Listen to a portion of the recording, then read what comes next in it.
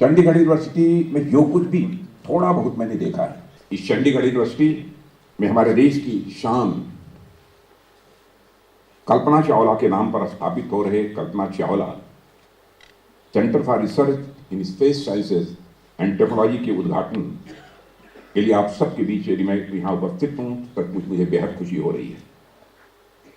और मित्रों, मैं आश्वस्त हूँ जिस तरह कल्पना चावला ने दुनिया के पार स्पेस में जाकर अपना और अपने देश का नाम रोशन किया है, उसी तरह यह रिसर्च सेंटर और इससे जुड़े स्टूडेंट्स आने वाले समय में नई नई बुलंदियों को छूने में कामयाबी हासिल करेंगे, ऐसा मेरा विश्वास है। मैं चंडीगढ़ यूनिवर्सिटी के वाइस चांसलर, सभी साइंटिस्ट, फैकल्टीज और खासकर हमारे स्टूडेंट्स को नए साल की भी अपनी तरफ से मैं हार्दिक शुभकामनाएं देता हूं।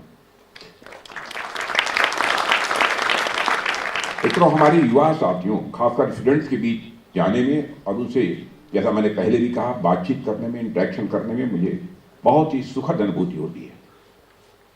और उसमें भी जब हमारे स्टूडेंट्स एक सैटेलाइट बनाने जैसा बड़ा काम कर रहे हों तो स्वाभाविक रूप से ऐसे स्टूडेंट्स से मिलने की क्यूरियोसिटी पैदा होना यह स्वाभाविक है। और जब मुझे अवसर मिलता तो मैं उनके साथ बातचीत करके ये मैं जानना चाहता कैसे क्या कंसेप्ट आया, कैसे इसमें क्या कंट्रीब्यूट किया है, किन किन लोगों की मदद ली है, कितना समय लगा है, यह सब भी मैं जानने की कोशिश करता। क्योंकि मैंने कहा ना कि यदि मैं फिजिक्स का स्टूडेंट रहा हूं तो थोड़ी बहुत तो जानकारी है ही, मैंने पूरी जानकारी ना हो लेकिन थोड़ी बहुत जानकारी है। इसलिए कभी अपने डीआरडीओ के साइंटिस्ट से भी मिलता हूं, कुछ हमारी जो क्यूरियोसिटीज रहती हैं उनके संबंध में उनसे भी जानकारी हासिल करता हूं। सामान्य तौर पर किसी यूनिवर्सिटी का अपना खुद का स्पेस सेंटर होना, खुद का सैटेलाइट प्रोजेक्ट होना, मैं मानता हूं कि ये छोटी मोटी बात नहीं है बल्कि एक एक्स्ट्रा ऑर्डिनरी बात है। और मुझे बताया गया कि national assessment and accreditation council द्वारा A+ एक्रेडिटेशन प्राप्त चंडीगढ़ यूनिवर्सिटी इंडिया की सबसे बड़ी संख्या में पेटेंट्स फाइल करने वाली सिंगल इंस्टीट्यूशन रही है। सत श्री अकाल जी, पंजाब टुडे देख रहे सारे दर्शकों का तहे दिलों स्वागत है। चंडीगढ़ यूनिवर्सिटी वालों विशाल पहल की गई रिसर्च सेंटर लॉन्च करने की, जो कि भारतीय फर्स्ट फीमेल एस्ट्रोनॉट के नाम से रखा गया। उन्होंने उद्घाटन अज डिफेंस मिनिस्टर राजनाथ सिंह वालों किया गया। सर, बहुत बहुत मुबारक ਤੁਹਾਨੂੰ। बहुत धन्यवाद। Could you please explain the main objective behind this project? Basically इस स्पेस सेंटर ਦਾ ਮਕਸਦ ਹੈਗਾ ਕਿ ਜਿਹੜੀ ਪ੍ਰਧਾਨ ਮੰਤਰੀ ਜੀ ਨੇ ਇੱਕ ਸੱਦਾ ਦਿੱਤਾ ਸੀਗਾ ਦੇਸ਼ ਦੀਆਂ ਸੰਸਥਾਵਾਂ ਨੂੰ ਕਿ ਦੇਸ਼ ਨੂੰ ਆਜ਼ਾਦ ਹੋਇਆ 75 ਸਾਲ ਪੂਰੇ ਹੋ ਰਹੇ ਨੇ। 75ਵੀਂ ਜਿਹੜੀ ਵਰ੍ਹੇਗੰਢ ਹੈਗੀ ਆ ਅੰਮ੍ਰਿਤ ਮਹਾਉਤਸਵ ਦੇ ਨਾਮ ਤੇ ਦੇਸ਼ ਮਨਾ ਰਿਹਾ ਔਰ ਉਹਨਾਂ ਨੇ ਸੱਦਾ ਦਿੱਤਾ ਸੀ ਕਿ 75 ਸਪੇਸ ਟੈਕਨੋਲੋਜੀ ਦੇ ਜਿਹੜੇ ਸਪੇਸ ਸੈਂਟਰ ਹੈਗੇ ਨੇ ਉਹ ਦੇਸ਼ ਵਿੱਚ ਸਥਾਪਿਤ ਕੀਤੇ ਜਾਣ। और खुशी इस गल की है कि चंडीगढ़ यूनिवर्सिटी ने पहलकदमी की और IoT बेस्ड ये देश का पहला स्पेस सेंटर है, बिल्कुल लेटेस्ट टैक्नोलॉजी के उपर जो एस्टैबलिश किया गया है। और इसका मकसद जोड़ा है कि भारत की जी है आत्मनिर्भरता का मुद्दा है, आत्मनिर्भर भारत, कि साड़ी डिपेंडेंसी जी हैगी वो बाकी देशों की टैक्नोलॉजी से ना हो, क्योंकि स्पेस टैक्नोलॉजी तो बिना जिंदगी अधूरी है। चाहे इंटरनेट है, थोड़ा चैनल भी चल रहा है तो शायद ये स्पेस टैक्नोलॉजी के बेस्ड है, चाहे फार्मर ने, चाहे देश की सिक्योरिटी का इशू है। वो सारी दी सारिया गल्लां जदों साडे इन्ने वड्डे सरोकार जुड़े हुए ने इस टैक्नोलॉजी नाल ते असीं बहुत लंबा समा डिपेंडेंट नहीं रह सकते बाकी देशों के। तो शायद इस तरह का मकसद लैके उन्होंने सद्दा दिता सी और चंडीगढ़ यूनिवर्सिटी दे नाल मैनूं खुशी है कि 30 होर जिहड़े मुल्क ने उन्होंने शमूलीयत की है। उसकी लिस्ट इत्थे दर्शाई गई हैगी आ और असीं देश में 40 होर जिहड़े वड्डे ऐसे सेंटर ने एस्टैबलिश करने वास्ते असीं अपनी पेशकश की है सरकार को कि साड़ी यूनिवर्सिटी सहयोग करेगी, सहायता करेगी। इसरो के नाल असीं कोलैबोरेशन की और इसरो के वड्डे 5 साइंटिस्ट जिन्होंने पद्म श्री अवार्ड मिले हुए हैं वो उन्होंने निर्देशना के ये स्पेस सेंटर जोड़ा है एस्टैबलिश किया गया है। और दुनिया के जिन्ने भी स्पेस प्रोग्राम इस वे चल रहे हैं, तुसीं देखोगे मोनीटर पर कि कोई भी स्पेस जी शटल हैगी जां स्पेस के चल रही हैगी रॉकेट है, वो सारी दी सारिया चीज़ों असीं इत्थे बैठे कैप्चर करते हैं। और डेटा जोड़ा है वो स्पेस प्रोग्राम तो होर बहुत सारे है, लेकिन साडा अपना होने का मकसद ये है, फायदा है कि साडे कोल जिहड़ी लेटेस्ट इन्फॉर्मेशन जिहड़ी साडी लोकल समस्यावां ਜਿਹੜੇ ਸਥਾਨਕ ਸਾਡੇ ਮੁੱਦੇ ਹੈਗੇ ਨੇ, ਚਾਹੇ ਕਿਸਾਨਾਂ ਦੇ ਮੁੱਦੇ ਨੇ, ਚਾਹੇ ਦੇਸ਼ ਦੀ ਸੁਰੱਖਿਆ ਬਾਰਡਰ ਏਰੀਆ ਦੇ ਵਿੱਚ ਹੈ, ਚਾਹੇ ਵਾਤਾਵਰਣ ਤਬਦੀਲੀ ਦੇ ਨਾਲ ਗਲੇਸ਼ੀਅਰ ਦਾ ਪਿਘਲਣਾ ਹੈ, ਉਹਨੂੰ ਅਸੀਂ ਅੱਛੇ ਢੰਗ ਨਾਲ ਮੋਨੀਟਰ ਕਰ ਸਕਦੇ ਹਾਂ। ਔਰ ਜਿਹੜੀ ਰਿਸਰਚ ਚੱਲ ਰਹੀ ਹੈਗੀ ਹੈ, ਚਾਹੇ ਉਹ ਖੇਤੀ 'ਤੇ ਹੈ, ਚਾਹੇ ਹੈਲਥ 'ਤੇ ਹੈ, ਚਾਹੇ ਉਹ ਕਿਸੇ ਹੋਰ ਏਰੀਆ ਦੇ ਵਿੱਚ ਹੈ, ਉਸ ਰਿਸਰਚ ਦੇ ਵਿੱਚ ਡੇਟਾ ਦੀ ਬਹੁਤ ਵੱਡੀ ਜਿਹੜੀ ਹੈਲਪ ਹੋਏਗੀ। ਔਰ ਇਸ ਦੇ ਨਾਲ ਇੱਕ ਹੋਰ ਵੱਡਾ ਮਕਸਦ ਜਿਹੜਾ ਹੈ ਕਿ ਅਸੀਂ ਆਪਣੇ ਨੌਜਵਾਨਾਂ ਨੂੰ, ਦੇਸ਼ ਦੇ ਨੌਜਵਾਨਾਂ ਨੂੰ, ਔਰ ਖਾਸ ਕਰਕੇ ਇਸ ਖਿੱਤੇ ਦੇ ਨੌਜਵਾਨਾਂ ਨੂੰ ਦੁਨੀਆ ਦੀ ਲੇਟੈਸਟ ਟੈਕਨੋਲੋਜੀ ਦੇ ਨਾਲ ਜੋੜਨ ਦਾ ਉਪਰਾਲਾ ਕੀਤਾ ਹੈਗਾ।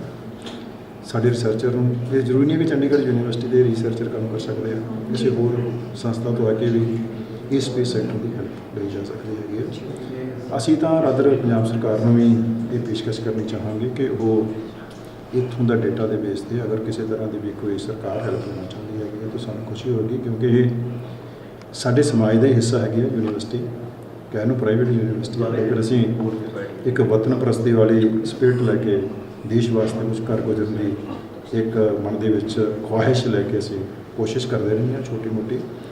ਔਰ ਇਹ ਵੀ ਇੱਕ ਨਿਮਾਣਾ ਜਿਹਾ ਉਪਰਾਲਾ ਹੈਗਾ ਸਾਡਾ ਕਿ ਅਸੀਂ ਸੈਂਟਰ ਜਿਹੜਾ ਹੈਗਾ ਕਲਪਨਾ ਚਾਵਲਾ, ਜਿਵੇਂ ਤੁਸੀਂ ਜ਼ਿਕਰ ਕੀਤਾ ਹੈ, ਇੱਕ ਬਹੁਤ ਵੱਡਾ ਨਾਮ ਹੈ ਸਾਡੇ ਵਾਸਤੇ, ਉਹਨਾਂ ਨੇ ਬਹੁਤ ਵੱਡਾ ਕੰਟਰੀਬਿਊਸ਼ਨ ਕੀਤਾ ਹੈ। ਉਹਨਾਂ ਦੇ ਨਾਮ ਤੇ ਇਸ ਕਰਕੇ ਰੱਖਿਆ ਗਿਆ ਕਿ ਉਹਨਾਂ ਦੀ ਜ਼ਿੰਦਗੀ ਜਿਹੜੀ ਇੰਸਪਾਇਰ ਕਰੇ, ਹੋਰ ਕਲਪਨਾ ਚਾਵਲਾ ਪੈਦਾ ਹੋਣ, ਠੀਕ ਹੈ, ਹੋਰ ਐਸੇ ਬੱਚੇ ਅੱਗੇ ਆਉਣ ਔਰ ਸਾਡੇ ਦੇਸ਼ ਦਾ ਨਾਮ ਰੋਸ਼ਨ ਕਰਨ। ਸਰ, ਇਹ ਆਉਣ ਵਾਲੇ ਮਹੀਨਿਆਂ 'ਚ ਜਿਹੜਾ ਮਲਟੀਪਰਪਸ ਨਾਨੋ ਸੈਟੇਲਾਈਟ ਲਾਂਚ ਕੀਤੀ ਜਾਊਗੀ ਇਸਰੋ ਵੱਲੋਂ ਤੁਹਾਡੇ ਇੰਸਟੀਟਿਊਟ ਤੋਂ, ਸੋ ਇਸਰੋ ਸਾਇੰਟਿਸਟ ਤੋਂ ਇਲਾਵਾ ਹੋਰ ਸਾਇੰਟਿਸਟ ਵੀ ਇਨਵੋਲਵ ਅਸਿਸਟ ਕਰ ਸਕਦੇ ਨੇ, DRDO ਸਾਇੰਟਿਸਟ? ਹਾਂਜੀ, ਮੈਂ ਦੱਸਿਆ ਕਿ 30 DRD ਤੋਂ ਇਲਾਵਾ 30 ਹੋਰ ਦੇਸ਼ਾਂ ਦੇ ਨਾਲ ਕੋਲੈਬੋਰੇਸ਼ਨ ਹੋਈ ਹੈ ਔਰ ਉਹਨਾਂ ਦੇ ਜਿਹੜੇ ਸਪੇਸ ਪ੍ਰੋਗਰਾਮ ਹੈਗੇ ਨੇ ਜਾਂ ਉਹਨਾਂ ਦੇ ਜਿਹੜੇ ਐਕਸਪਰਟ ਨੇ, ਸਾਇੰਟਿਸਟ ਨੇ, ਉਤਨੀ ਸਰਕਾਰਾਂ ਵੀ ਜਿਹੜੀਆਂ ਇਜ਼ਰਾਈਲ ਦੀ ਜਿਹੜੇ ਮਿਨਿਸਟਰ ਹੈਗੇ ਨੇ ਉਹ ਲਾਈਵ ਜੁੜੇ ਨੇ, ਇੱਥੇ ਆਉਣਗੇ ਵੀ। ਹੋਰ ਬਹੁਤ ਸਾਰੀ ਕੰਟਰੀਜ਼ ਜਿਨ੍ਹਾਂ ਦੇ ਸਪੇਸ ਪ੍ਰੋਗਰਾਮ ਚੰਗੇ ਹੈਗੇ ਨੇ ਉਹਨਾਂ ਦਾ ਕਰ ਰਹੇ। ਔਰ ਇੱਕ ਹੋਰ ਵੱਡੀ ਗੱਲ ਹੈ ਕਿ ਇੱਕ ਵਿਸ਼ਵ ਗੁਰੂ ਕਨਸੈਪਟ ਦਿੱਤਾ ਹੈਗਾ ਦੇਸ਼ ਦੇ ਪ੍ਰਧਾਨ ਮੰਤਰੀ ਮੋਦੀ ਜੀ ਨੇ ਕਿ ਭਾਰਤ ਨੂੰ ਵਿਸ਼ਵ ਗੁਰੂ ਦਾ ਦਰਜਾ ਜਿਹੜਾ ਪੁਰਾਣਾ ਬਹਾਲ ਕਰਨਾ ਹੈਗਾ, ਜਿਹੜਾ ਕਿਸੇ ਸਮੇਂ ਹੁੰਦਾ ਸੀ। ਔਰ ਉਸ ਦੇ ਵਾਸਤੇ ਅਸੀਂ ਮਿਸ਼ਨ ਲਿਆ ਹੈਗਾ ਕਿ ਜਿਹੜੇ ਡਿਵੈਲਪਿੰਗ ਨੇਸ਼ਨਸ ਹੈਗੀਆਂ ਨੇ, ਜਿਹੜੇ ਵਿਕਾਸਸ਼ੀਲ ਦੇਸ਼ ਹੈਗੇ ਨੇ, ਉਹਨਾਂ ਦੇ ਵਿੱਚ ਸਪੇਸ ਪ੍ਰੋਗਰਾਮ ਨਹੀਂ ਹੈਗੇ। ਤਾਂ ਸਾਡੀ ਕੋਸ਼ਿਸ਼ ਹੈ ਕਿ ਅਸੀਂ ਭਾਰਤ ਤੋਂ ਬਾਹਰ ਉਹਨਾਂ ਦੇਸ਼ਾਂ ਦੀ ਵੀ ਹੈਲਪ ਕਰੀਏ ਤਾਂ ਕਿ ਭਾਰਤ ਦਾ ਜਿਹੜਾ ਮਾਣ ਹੈ ਹੋਰ ਸਿਰ ਉੱਚਾ ਹੋਵੇ। ਔਰ ਸਾਡੀ ਟੈਕਨੋਲੋਜੀ ਜਿਹੜੀ ਹੈਗੀ ਅਸੀਂ ਲੋਕਾਂ ਨੂੰ ਹੋਰ ਸੁਝਾਵਾਂਗੇ, ਅਸੀਂ ਆਪ ਖੁਦ ਸਟਰੈਂਥਨ ਹੋਵਾਂਗੇ, ਇਸ ਤਕੜੇ ਹੋਵਾਂਗੇ। ਬਹੁਤ ਖੂਬ sir, apart from science and technology ਜਿਹੜੇ ਹੋਰ ਪ੍ਰੋਫੈਸ਼ਨਲ ਕੋਰਸਿਸ ਨੇ ਇੰਸਟੀਟਿਊਟ ਦੇ ਵਿੱਚ, ਉਹਨਾਂ ਦੇ ਵਿੱਚ ਐਮਪਲੋਇਮੈਂਟ ਜਨਰੇਸ਼ਨ ਓਪਰਚੁਨਿਟੀਜ਼ ਵਧਾਉਣ ਲਈ ਕੀ ਉਪਰਾਲੇ ਕੀਤੇ ਜਾਣਗੇ ਆਉਣ ਵਾਲੇ ਸਮੇਂ 'ਚ?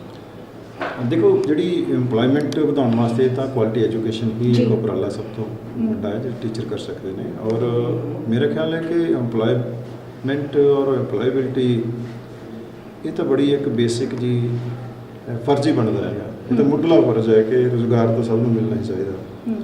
ਲੇਕਿਨ ਅਗਰ ਸਾਰੇ ਅਸੀਂ ਨੌਕਰੀਆਂ ਪਿੱਛੇ ਦੌੜਾਂਗੇ ਤਾਂ ਫਿਰ ਸ਼ਾਇਦ ਨੌਕਰੀਆਂ ਦੇਣ ਵਾਲੇ ਘੱਟ ਲੋਕ ਰਹਿ ਜਾਣਗੇ। ਤੋ ਇਹ ਜਿਹੇ ਸੈਂਟਰ ਜਿਹੜੇ ਹੈਗੇ ਨੇ, ਜਾਂ ਇਸ ਦੇ ਨਾਲ ਤੁਸੀਂ ਹੋਰ ਦੇਖੋਗੇ ਸਾਡਾ ਬਿਜ਼ਨਸ ਇਨਕੂਬੇਸ਼ਨ ਸੈਂਟਰ ਹੈ ਕਿ ਜਿਹੜੇ ਲੋਕ ਸਿਰਫ ਨੌਕਰੀ 'ਤੇ ਡਿਪੈਂਡੈਂਟ ਨਹੀਂ ਰਹਿਣਾ ਚਾਹੁੰਦੇ, ਜਿਹੜੇ ਜ਼ਿੰਦਗੀ ਦੇ ਵਿੱਚ ਵੱਡੀਆਂ ਮੱਲਾਂ ਮਾਰਨੀਆਂ ਚਾਹੁੰਦੇ ਆ, ਜਿਨ੍ਹਾਂ ਦੇ ਨਿਸ਼ਾਨੇ ਵੱਡੇ ਹੈਗੇ ਨੇ, ਉਹਨਾਂ ਬੱਚਿਆਂ ਦੇ ਜਿਹਨਾਂ ਦੇ ਸੁਪਨੇ ਵੱਡੇ ਹੈਗੇ ਨੇ, ਉਹਨਾਂ ਨੂੰ ਸਾਕਾਰ ਕਰਨ ਦੇ ਵਾਸਤੇ ਯੂਨੀਵਰਸਿਟੀ ਜਿਹੜੀ ਹੈਗੀ ਆ ਉਹ ਆਪਣੇ ਸਾਧਨ ਮੁਹੱਈਆ ਕਰਾਏ। ਔਰ ਇੱਥੋਂ ਉਹ ਬਹੁਤ ਵੱਡੇ, ਮੈਂ ਤੁਹਾਨੂੰ ਦਾਅਵੇ ਨਾਲ ਕਹਿ ਸਕਦਾ ਕਿ ਤੁਸੀਂ ਦੇਖੋਗੇ ਕਿ ਇਹ ਸੈਂਟਰ ਅੱਜ ਲੱਗਦਾ ਹੈ ਕਿ ਛੋਟਾ ਜਿਹਾ ਉਪਰਾਲਾ ਹੈ, ਲੇਕਿਨ ਆਉਣ ਵਾਲੇ ਸਮੇਂ ਦੇ ਵਿੱਚ ਪਤਾ ਨਹੀਂ ਇੱਥੋਂ ਕਿੰਨੇ ਵੱਡੇ ਸਾਇੰਟਿਸਟ ਜਿਹੜੇ ਹੈਗੇ ਨੇ ਉਹ ਤਿਆਰ ਹੋ ਕੇ ਜਾਣਗੇ ਔਰ ਦੇਸ਼ ਦਾ ਨਾਮ ਰੋਸ਼ਨ ਕਰਨਗੇ। ਸਰ, ਤੁਸੀਂ ਕੁਆਲਿਟੀ ਐਜੂਕੇਸ਼ਨ ਦੀ ਗੱਲ ਕੀਤੀ, ਨੋ ਡਾਊਟ ਪ੍ਰਾਈਵੇਟ ਇੰਸਟੀਟਿਊਟ ਦੇ ਵਿੱਚ Chandigarh university providing world class education, no doubt about that, ਪਰ ਰੈਂਕਿੰਗ ਸਿਸਟਮ ਦੇ ਵਿੱਚ ਹਲੇ ਵੀ ਪਿੱਛੇ ਹੈ। What is the main reason behind where it is lacking? ਮੇਰਾ ਖਿਆਲ ਹੈ ਕਿ ਜਦੋਂ ਅਸੀਂ ਓਵਰਆਲ ਰੈਂਕਿੰਗ ਦੇਖਦੇ ਹਾਂ ਤੇ ਅਸੀਂ ਇਹ ਭੁੱਲ ਜਾਂਦੇ ਹਾਂ ਕਿ ਕੋਈ ਸੰਸਥਾ 100 ਸਾਲ ਪੁਰਾਣੀ ਹੈ, ਕੋਈ 10 ਸਾਲ ਪੁਰਾਣੀ ਹੈ। ਚੰਡੀਗੜ੍ਹ ਯੂਨੀਵਰਸਿਟੀ ਨੂੰ ਮੈਚ 9 ਸਾਲ ਪੂਰੇ ਹੋਏ ਨੇ, 10ਵੇਂ ਸਾਲ ਵਿੱਚ ਹੈਗੇ ਆ। ਔਰ ਇਹ ਪਹਿਲੀ ਯੂਨੀਵਰਸਿਟੀ ਆ ਕਿ ਇੰਨੀ ਘੱਟ ਉਮਰ ਦੇ ਵਿੱਚ NAAC A+ ਐਕ੍ਰੈਡੀਟੇਸ਼ਨ ਹਾਸਲ ਕੀਤੀ ਆ। ਇਹ ਦੁਨੀਆ ਸਾਡੇ ਦੇਸ਼ ਦੀ ਸਭ ਤੋਂ ਘੱਟ ਉਮਰ ਦੀ ਯੂਨੀਵਰਸਿਟੀ ਆ ਜਿਹਨੇ 52ਵਾਂ ਸਥਾਨ ਹਾਸਲ ਕੀਤਾ ਹੈਗਾ। ਇਸ ਏਜ ਦੀ ਕੋਈ ਵੀ ਯੂਨੀਵਰਸਿਟੀ 52ਵੇਂ ਸਥਾਨ ਦੇ ਆਸ-ਪਾਸ ਵੀ ਨਹੀਂ ਹੈਗੀ। ਔਰ ਇਹ ਭਾਰਤ ਦੀ ਸਭ ਤੋਂ ਛੋਟੀ ਉਮਰ ਦੀ ਯੂਨੀਵਰਸਿਟੀ ਹੈ ਜਿਹਨੇ ਵਰਲਡ ਰੈਂਕਿੰਗ ਦੇ ਵਿੱਚ ਏਸ਼ੀਆ ਦੇ ਵਿੱਚ ਅਸੀਂ 270 ਰੈਂਕ ਕੀਤਾ ਹੈਗਾ, ਜਿਸ ਦੇ ਵਿੱਚ ਤੁਸੀਂ ਦੇਖੋਗੇ ਜਾਪਾਨ ਵੀ ਆ ਜਾਂਦਾ ਹੈਗਾ, ਚਾਈਨਾ ਵੀ ਆ ਜਾਂਦਾ ਹੈ, ਬਹੁਤ ਐਸੇ ਧਾਕੜ ਦੇਸ਼ ਆਉਂਦੇ ਨੇ। ਔਰ ਹੁਣ ਅਸੀਂ ਗਲੋਬਲ ਰੈਂਕਿੰਗ ਦੇ ਵਿੱਚ ਵੀ ਜਾ ਰਹੇ ਹੈਗੇ ਹਾਂ। ਤਾਂ ਮੈਨੂੰ ਸੰਤੁਸ਼ਟੀ ਹੈ ਕਿ ਇੰਨੇ ਕੁਝ ਘੱਟ ਸਮੇਂ ਦੇ ਵਿੱਚ ਜੋ ਕੁਝ ਹੋਇਆ ਹੈਗਾ, ਤੁਸੀਂ ਚਾਹੇ ਰਿਸਰਚ ਦੀ ਗੱਲ ਕਰੋ, ਚਾਹੇ ਪੇਟੈਂਟਸ ਦੀ ਗੱਲ ਕਰੋ, 1200 ਪੇਟੈਂਟ ਫਾਈਲ ਕਰਨ ਵਾਲੀ ਦੇਸ਼ ਦੀ ਸਭ ਤੋਂ ਵੱਡੀ ਯੂਨੀਵਰਸਿਟੀ ਹੈ।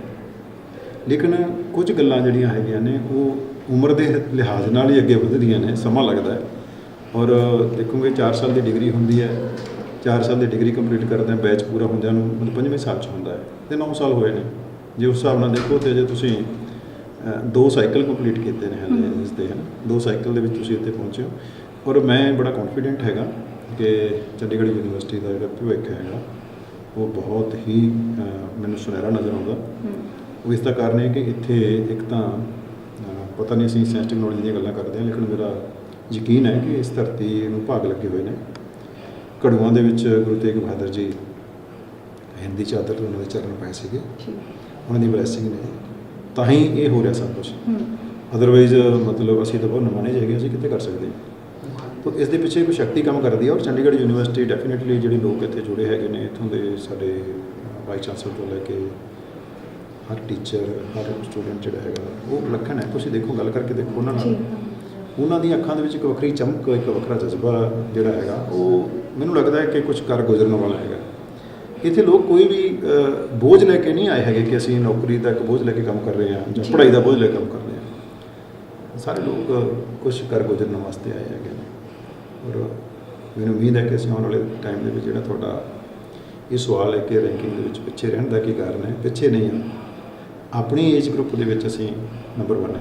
जो बच्चे यहाँ पे रिसर्च कर रहे हैं, जैसे मैं भी एक रिसर्चर हूँ, मैं उसकी जो डेटा आती है उसको हम टेलीमेट्री डेटा उसको हम लोग फीड करते हैं एंड देन उसको प्रोसेस करके हम उसमें और इन्हांसमेंट क्या कर सकते हैं कि ताकि वो जैसे ग्लेशियर से जो नुकसान होता है उसे कम रोका जा सके।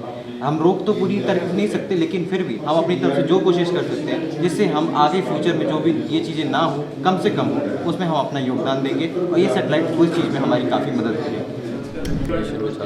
ये मेरे को राजनाथ सर ने ये मेरे को एप्रिसिएशन अवार्ड में CU सर टीम और मेरे डॉक्टर श्रीशांत सर को सम्मानित किया गया है, जिसको इस प्रोजेक्ट को आगे ले जाने के लिए और इस कल्पना चावला सेंटर को चलाने के लिए ये अवार्ड हमको दिया गया है।